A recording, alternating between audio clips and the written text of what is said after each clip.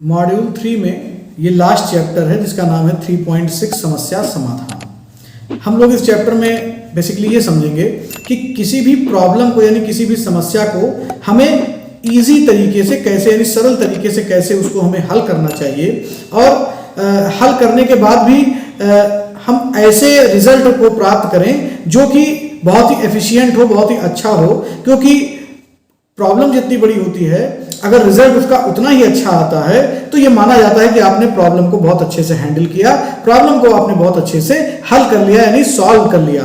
और सपोज करिए प्रॉब्लम तो हमेशा नहीं रहेगी लेकिन उसका अच्छा हल अगर आपने नहीं किया है, उसको अच्छे से आपने उसके रिजल्ट को नहीं प्राप्त किया है तो हमेशा कहीं ना कहीं मन में आपके ये रहेगा कि काश मैंने ये काम कर लिया होता या वो काम कर लिया होता या इस ऑप्शन को ट्राई कर लिया होता तो ये परिणाम ना होता, आज परिणाम कुछ और होता। तो चलिए हम लोग समझते हैं कैसे समस्या का समाधान हम लोग कर सकते हैं। समस्या समाधान का अर्थ है किसी भी समस्या का हल निकालना। समस्या माने प्रॉब्लम, और प्रॉब्लम जब है तो हमें उसका सॉल्यूशन यानी कि उसका हल ढूंढना पड़ेगा।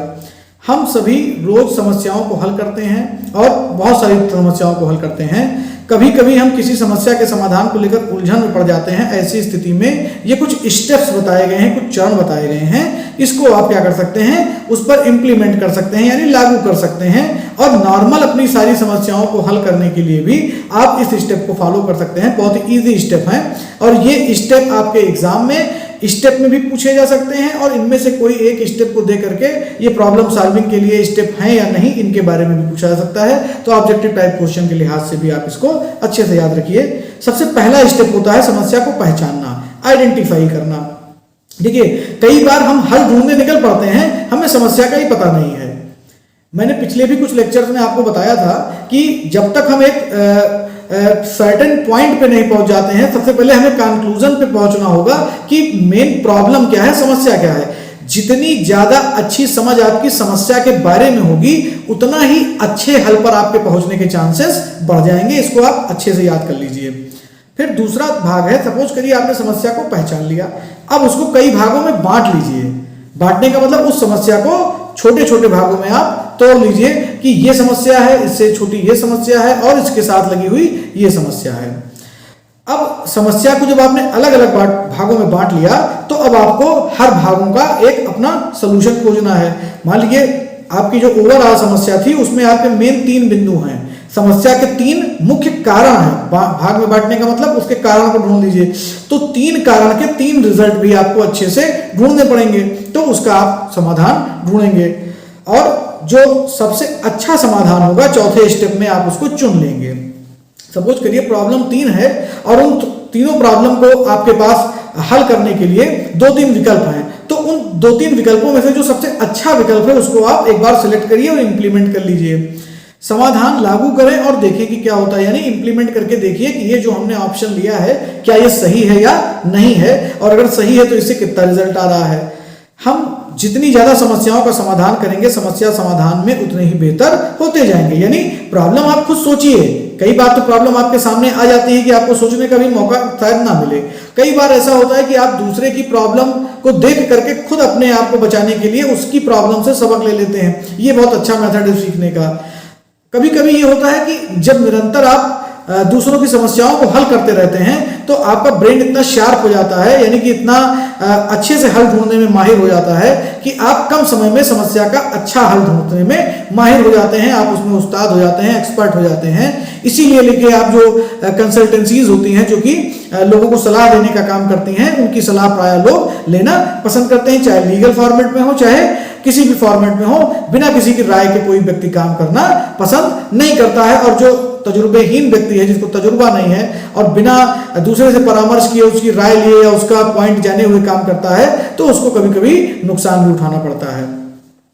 यदि समाधान काम नहीं कर रहा तो दूसरा तरीका आजमाएं। जैसे आपने एक कारण ढूंढा, समस्या का कारण हमने आपको बताया, फिर आपने उसके 3 मुख्य कारण ढूंढे।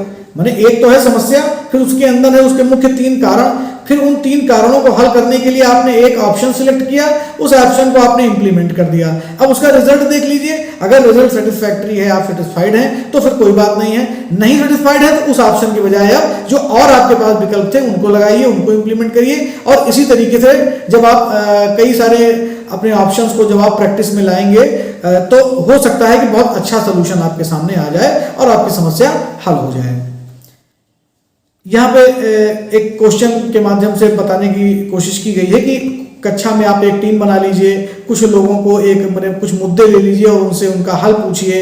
और ये जो 6 स्टेप्स है, पहले तो आपको ये याद रखना है कि इसके जो इंपॉर्टेंट 6 स्टेप हैं, 7 तो हम तब अप्लाई करेंगे जब पहले वाले जो हमारा हमने एक ऑप्शन लिया था वो सक्सेसफुली वर्क नहीं कर पा रहा है, तब हमें 7वां स्टेप लाना है। लेकिन मुख्यतः इसमें 6 ही स्टेप होते हैं, ये आपको याद रखना है। अब इसको देखिए, अलग अलग चीज को उसी चार्ट के फॉर्म में बताया गया है। पहले आप समस्या को पहचान लीजिए, समस्या का जो मुख्य कारण है उसको अलग अलग भागों में बांट लीजिए, समस्या के अलग अलग जो भाग हैं यानी कि जो कारण हैं उनके समाधान को खोज लीजिए, फिर किसी एक समाधान को निकालिए जो तीनों को हल कर सके और बेहतर समाधान को चुन लीजिए, समाधान को लागू कर दीजिए। और अगर लागू करने के बाद आपको लगता है कि समस्या हल हो गई तो ठीक है, अदरवाइज दूसरे ऑप्शन को फिर आप लागू कर सकते हैं। सपोज करिए, मान लीजिए कोई एक प्रॉब्लम है। अब एक उदाहरण हम ले लेते हैं कि मान लीजिए कोई बच्चा कह रहा है कि मुझे सर एम्प्लॉयबिलिटी स्किल समझ में नहीं आ रही है, मुझे पढ़ना समझ में नहीं आ रहा है, मैं कैसे उसको पढ़ूं। तो समस्या, सबसे पहले हमें समस्या इसमें समझनी है। समस्या ये है कि उसे पढ़ना अच्छा नहीं लगता है, या समस्या ये है कि उसे एम्प्लॉयबिलिटी स्किल पढ़ने में समझ में नहीं आ रहा है। मान लीजिए वो एक कंक्लूजन पे पहुंचता है कि नहीं सर पढ़ना तो चाहते हैं, इसलिए तो ITI में एडमिशन लिया है, लेकिन हम एम्प्लॉयबिलिटी स्किल को कैसे अच्छे से पढ़ें ये हमारे समझ में नहीं आ रहा है। तो कुल मिलाकर समस्या ये है कि उसे एम्प्लॉयबिलिटी स्किल समझने में समस्या आ रही है।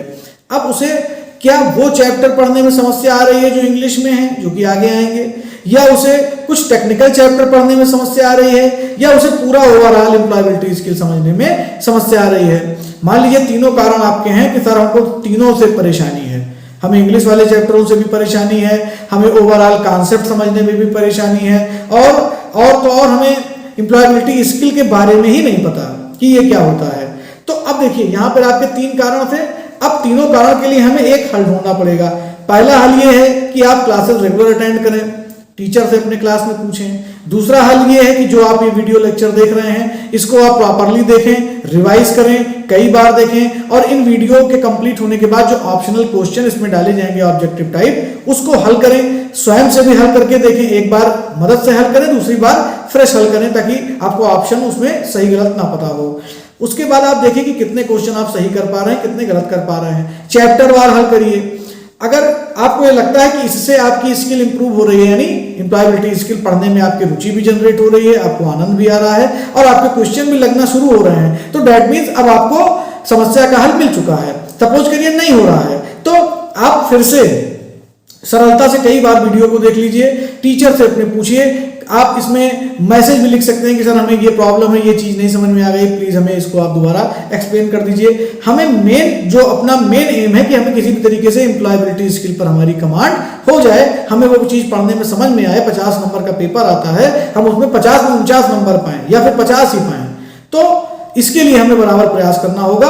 और जैसे ही हमारा जो गोल है एम्प्लॉयबिलिटी स्किल को समझने का, इसमें से जितने भी ऑप्शन आपको अच्छे लगे और भी ऑप्शन आप खुद से सोचिए, खुद से जनरेट करिए और उन ऑप्शंस को भी इंप्लीमेंट करिए। अगर वो काम करते हैं, आपको रिजल्ट मिलता है, स्किल आपकी तैयार हो जाती है, एम्प्लॉयबिलिटी स्किल के सारे चैप्टर आपके कंठस्थ हो जाते हैं, सर कहीं से भी सवाल पूछ लीजिए हमें सब आता है, तो फिर डेट्स ऑल, कोई दिक्कत नहीं है, आपका जो प्रॉब्लम था वो हल हो चुका है। ऐसे ही जीवन में किसी भी समस्या के बारे में आप सोचिए, जो भी समस्या आपके पास है उसको आप सोचिए, अपने दोस्तों से डिस्कस करिए, अपने टीचर से डिस्कस करिए और उनको 6 स्टेप्स में डिवाइड करिए और इंप्लीमेंट करके देखिए कि आपको क्या रिजल्ट मिलता है। आशा करता हूं कि आप लोगों को बहुत अच्छे से चैप्टर समझ में आ रहा होगा।